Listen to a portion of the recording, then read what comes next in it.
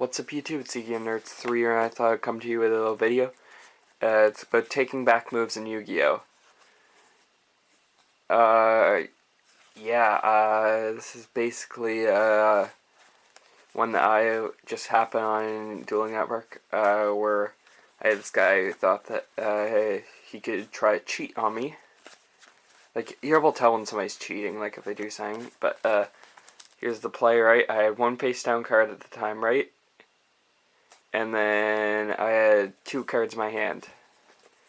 So he had Sue on the field, Heretic Dragon Sue. I just so happen to have the Heretic deck, right? And I know how this runs. So he drops Sue on me. Right? And then he tries to pop a card using Nephthys, allowing him to search another card, right?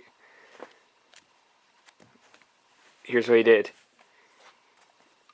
He dropped on me the Sun Overlord Dragon, and it was just like, I waited like 10 seconds because he didn't even say K or anything, and it was just like, he was just waiting for me to say, like, drop a Veiler or not, right? And then he was just like, oops.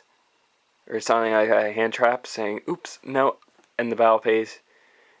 Actually, I chose the wrong card by accident. Let me re-switch that into my deck and shuffle it back in there and grab a different card. Is that cheating or not? Yes, it is, because the fact is, he intentionally dropped that card on me. You're all telling somebody drops that monster right there, 0 attack, 0 defense, and just tries to bluff it off or something. Right? You basically try to bait out something. So I would just, I don't know, like bail or something, or a hand trap, or max C, or something along those lines. In the battle phase after I attacked Sue, because then he wanted to OTK me. Which is not alright, because he wanted to go for a different card that could meant they could have got more damage in. So yeah, I consider that cheating. I don't know about you guys, but I called the admin, and then he verified, and then yeah, the guy left right after the admin left.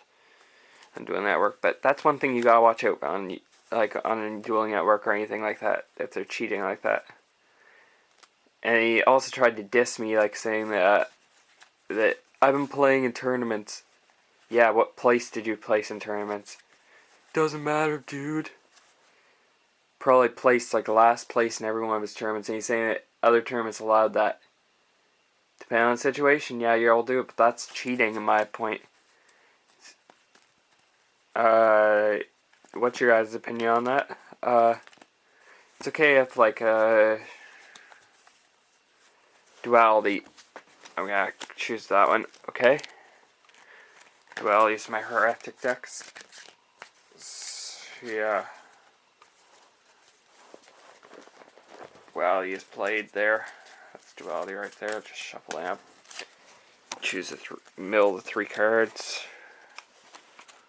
Yes, I run Feather of Phoenix, and then you choose to add Monster Reborn, or you choose to add the Feather of Phoenix. It's still in your hand. Like, wait a second. Shuffle them back in. Actually, I think I'm gonna take the Monster Born. Yeah, that's alright. Just taking a card is on. But the second the card drops onto the field, in my opinion, that's when you can't take a move back. As soon as you drop the card on the field, or try to use it, or if you end your turn or something, that's when it's no longer able to use it.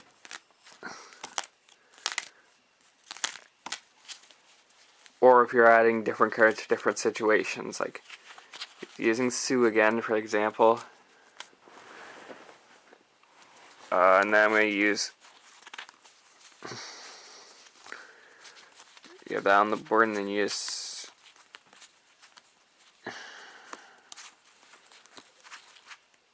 you activate a Seal of Convocation, and you want to add a Heretic. You say you want to add that thing, and then you're just like, oh, wait a second, that's a dumbass move. I want to add Nuit instead. Yeah, that's fine. As long as you don't drop the card on the board, it's alright with me.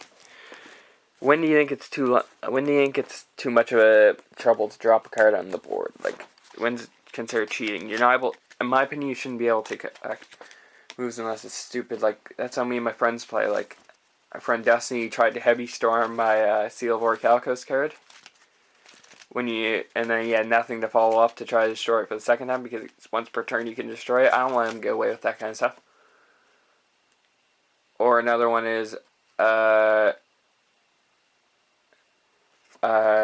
instead of saying I tribute this monster, saying that he destroys his monster. If you destroy your monster, it's completely different than tributing.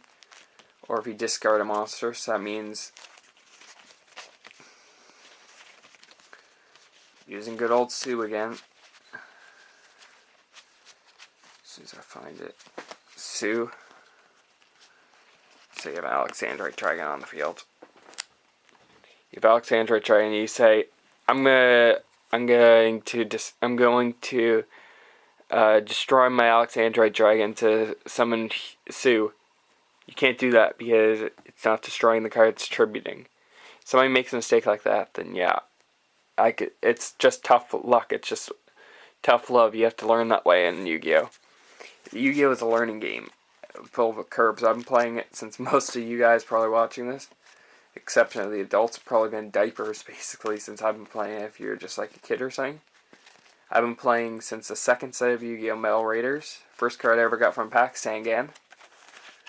King Yemi Makai, Round Attacker Bugroth. Trying to remember the other ones in there.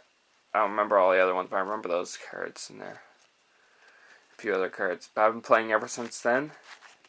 The one card that I remember because I have the first card I ever owned was the Blue Eyes White Dragon. Not this one. I have like 8 of the original arts. And yeah, that means most of you have any card. I also had a Graceful Dice card that my brother gave me before the Blue Eyes actually, but it was the second card I owned, the Blue Eyes, but Graceful Dice, you can't really consider that because the fact is when it was a gift and everything. And I didn't even know what Yu-Gi-Oh! Was at the time. It was just like, oh, this is cool, this is shiny. It's in piss poor condition, half of it's falling apart. But yeah, this video getting way too out of hand. Yu-Gi-Oh! Nerds 3 are signing out.